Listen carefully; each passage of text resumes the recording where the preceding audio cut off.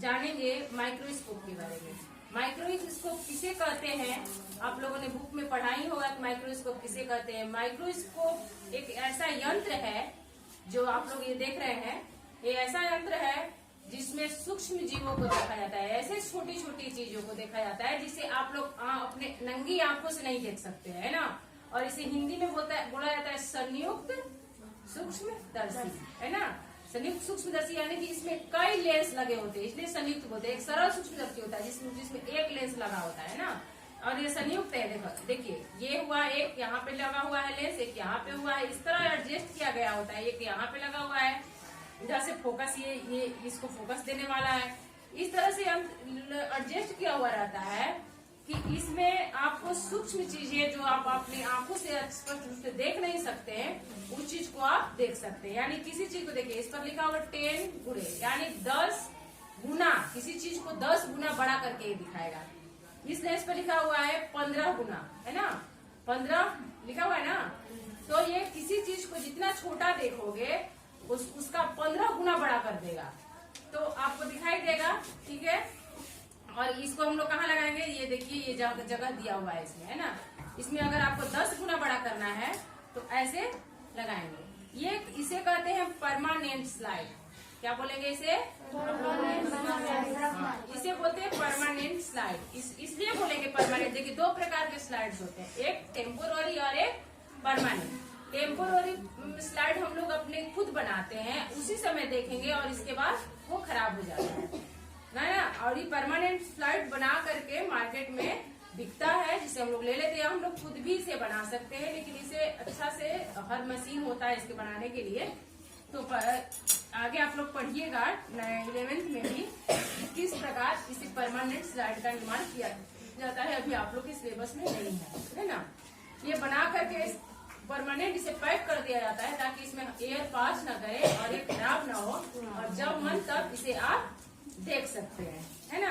तो इसे हम लोग कैसे करते हैं? देखिए ये डाइकोट्स रूट्स है। डाइकोट्स का मतलब समझ रहे हो आप लोग? डाइकोट्स का मतलब होता है, देखो आप लोग 9th में, जैसे हम 9th के वर्गीकरण पढ़ाएंगे चैप्टर नंबर 3, तो उसको आप लोग पढ़िएगा। कोरोना काल में आप लोग का 9th क्लास का छूट गया है, जिसकी वजह से आप लोग को 10th में समझ नहीं आ रहा है कि डाइकोट और मोनोकोट्स होते हैं। डाइकोट होता है द्विबीजपत्री, हिंदी होता है, यानी जिस प्लांट्स के बहुत सारे ब्रांच निकले होते हैं उसको द्विबीजपत्री बोलते हैं। और बहुत सारे उसके लक्षण है। उसको लीफ को हम लोग फाड़ते हैं तो द्विबीजपत्री को टेढ़ा फटता है और सीधा फटता है बीजपत्री को। इसको हम वर्गीकरण जब पढ़ाएंगे ना, उसमें पढ़ाएंगे, आप लोग पढ़िएगा। तो ये डाइकोट्स का रूट है। रूट का मतलब होता है जड़, है ना। जड़ का डाइकोट्स के रूट के अंदर क्या होता है डिफरेंस, और मोनोकॉट्स के क्या होता है। तो मोनोकॉट्स और डाइकोट्स का अर्थ पहले थोड़ी सी जान लीजिए, तब समझ में आएगा। डाइकोट्स का मतलब होता है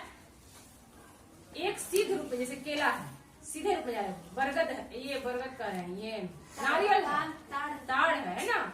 ये सब चीज एक सीध जाता है ना, उसमें टहनियां नहीं निकली होती है। तो इस तरह समझिए कि इस तरह का प्लांट्स जो होता है उसको डाइकोट्स बोलेंगे। उसको बीज को अगर फोड़िएगा तो उसमें 2 भाग में बराबर 2 भाग में नहीं बटेगा, है ना। और डाइकोट्स का जो होता है वो नहीं बटेगा, वो मोनोकॉट्स होगा, है ना, यानी एक बीजपत्री। और मोनोकॉट डाइकोट्स जो होगा उसके बीज को अगर जैसे चना है, बीच में फाड़ोगे एकदम 2 भाग, है ना। सरसों है, सरसों का बीच में तोड़िएगा 2 भाग। तो सभी उसके जैसे आम है, आम को फाड़िए एकदम 2 भाग में बढ़ जाएगा उसके बीज को। तो यहाँ तक कि जामुन है, जामुन का भी ऐसे छीलिएगा, उसके बीज निकालिएगा एकदम बराबर 2 भाग में बढ़ जाता है ना। तो एक तो बीज भी है, एक लीफ भी है, यानी उसकी पत्ता भी है, उसके स्टेम्स भी है, बहुत सारे उसके लक्षण है, जिसमें जो है ये हो जाती है ना। थोड़ी देर रोक लो। डाइकोट्स और मोनोकोट्स के बारे में आप लोग समझ गए। तो उसके अंदर के भी भागों में अंतर होता है ना। तो उसके बारे में ये बना के रखा है कि डाइकोट्स के रूट और मोनोकोट्स के रूट्स में क्या अंतर होता है। इसके परमानेंट स्लाइड्स है। और आप लोग पढ़े हैं ना, अभी ब्लड बताया है ना आप लोग को, रक्त। तो रक्त का जो सीमर होता है, सीमर किसे बोलेंगे, यानी उसमें से जब प्लेटलेट्स निकाल दिया जाता है तो बचे हुए भाग को हम लोग बोलते हैं सीमर, है ना। तो उसी का ये परमानेंट स्लाइड है, इसे भी हम लोग देख लेंगे, है ना। तो कैसे हम लोग देखते हैं इसे हम लोग जानेंगे। इसे देखने की विधि क्या है आज हम लोग ये पढ़ते हैं ना, क्योंकि ये प्रायोगिक क्लास है, इसमें लैब होता है सिर्फ, इसलिए हम लोग इसमें सिर्फ और सिर्फ लैब की बात करेंगे। थ्योरी हम लोग तो क्लास में पढ़ते हैं। अच्छी तरह से साफ करेंगे, इसके बाद यहाँ लगाएंगे। ये जो भाग है ये डेस्क है, इस पर हम लोग स्लाइड लगाएंगे, चाहे परमानेंट हो या टेम्पोररी हो। इसको इस से दबा देंगे, दब गया। इसके बाद अब रह गया इसे एडजस्ट करना। इसे एडजस्ट हम करेंगे जिस तरफ से प्रकाश आती है उस तरफ से हम लोग रखते हैं, ताकि इस पर अच्छी तरह से प्रकाश फोकस कर पाए, है ना। जैसे इधर से इस साइड से प्रकाश आ रही है, इसलिए हम लोग इस साइड से इसको करते हैं। अब हम देखते हैं कि कैसे आ रही है इसमें लाइट। जब अच्छा से दिखने लगेगा तो हम एक एक लड़की को बारी बारी से दिखाएंगे, है ना। एडजस्ट थोड़ा सा करना पड़ता है बेटा, क्योंकि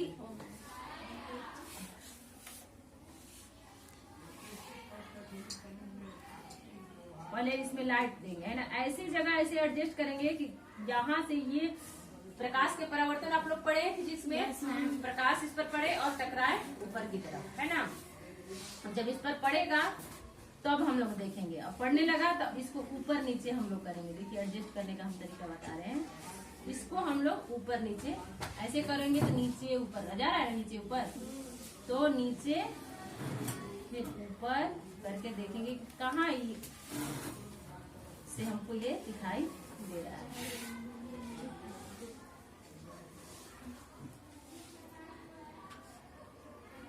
ये हम लोग 10 गुना देख रहे हैं ना, इसे भी हम लोग चेंज करके देखेंगे, हो सकता है इससे दिखे।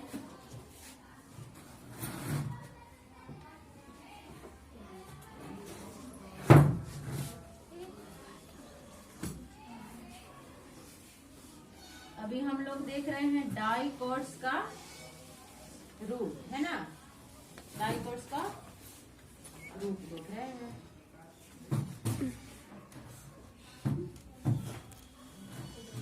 ठीक है, अभी एकदम अच्छा से दिख रहा है कि किस प्रकार डाइकोट्स का रूट दिख रहा है ना।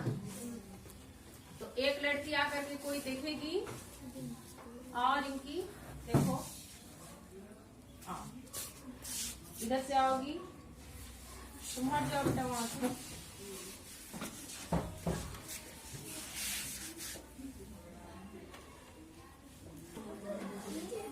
अब देखो उसमें और नीचे ले जाओ, नीचे आंख के पास ले जाओ। हाँ, उसको देखो क्या दिख रहा है। हाँ, तो रेड कलर के रेसे रेसे जैसी रचना दिख रही है। ये रचना स्टोमक की जो है उभयचर यानी एम्फीबिया की स्टोमक की वो परमानेंट स्लाइड जो तुम देख रही हो, उस स्टोमक की दीवार दिख रहा है ना। उसकी स्टोमक की दीवार की कोशिकाएं किस प्रकार व्यवस्थित होती है ये तुम्हें बड़ा करके दिख रहा है ना, ध्यान से। हाँ, अब तुम जाओ और दूसरी लड़की को भेजो।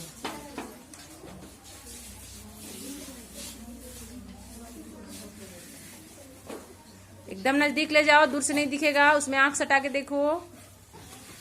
हाँ, और नजदीक ले जाओ, दिख रहा है, ठीक है। हाँ, तो आज हम लोगों ने क्या सीखा कि माइक्रोस्कोप यानी सूक्ष्मदर्शी को हम लोग किस प्रकार एडजस्ट करके उसे देखते हैं, है ना। और परमानेंट और टेम्पोररी स्लाइड क्या होती है और इसे क्या बोलते हैं, आप लोग बोलेंगे पीछे से स्लाइड, है ना। ये स्लाइड है। और हम लोगों ने आज देखा डाइकोट्स यानी द्विबीजपत्री के रूट्स जो है उसके टीएस काट यानी जो उसकी काटने के बाद उसकी संरचना कैसी होती है उसके बारे में देखा हम लोगों ने। और उभयचर के यानी कि एम्फीबिया के स्टोमक के सेल्स किस प्रकार व्यवस्थित होते हैं, उसकी संरचना कैसी होती है, उसको हम लोगों ने माइक्रोस्कोप के द्वारा देखा, है ना। तो आप लोगों ने ये समझा कि इसे क्या बोलते हैं, माइक्रोस्कोप। और ये ऐसा यंत्र है जिसे हम लोग उस चीजों को हम लोग देखते हैं जिसे हम लोग नंगी आंखों से नहीं देख पाते हैं, है ना। तो आप लोगों को ये संयुक्त सूक्ष्मदर्शी को देखने के लिए, बनाने के लिए आप लोगों को पढ़ना है। आप लोग सिलेबस में इससे बड़ा होता है लाइट माइक्रोस्कोप होता है, जैसे कि इलेक्ट्रॉन्स के बारे में अगर आपको जानना है, उसके जैसे कि कोशिका है तो आप सोचिएगा कोशिका के केंद्रक के बारे में हम जाने, केंद्रक के अंदर क्रोमोजोम के बारे में हम लोग जाने, बदमाश नहीं करो, केंद्रक के बारे में हम लोग जाने, माइक्रोस्कोप के बारे में हम लोग जाने, तो क्या होगा उसके लिए ये नहीं इलेक्ट्रॉन माइक्रोस्कोप की जरूरत होती है, जो कि बहुत कम लैब में उपस्थित होती है। अभी आप लोगों को यही पढ़ना है, इसलिए सरकार ने हमें यही फैसिलिटी दी हुई है। ठीक है, आज का प्रायोगिक कक्षा समाप्त होती है और फिर हम लोग मिलते हैं और नेक्स्ट क्लास में। और नेक्स्ट क्लास में अभी हम लोग क्या पढ़ रहे हैं, नहीं नेक्स्ट क्लास में हम लोग को क्या पढ़ना है, अभी हम लोग पढ़ रहे थे ना, हृदय पढ़े हैं ना, हृदय के बारे में अभी हम लोग को रक्तचाप के बारे में थोड़ी सी जानकारी लेना है, इसके बाद वो चैप्टर समाप्त हो जाएगा।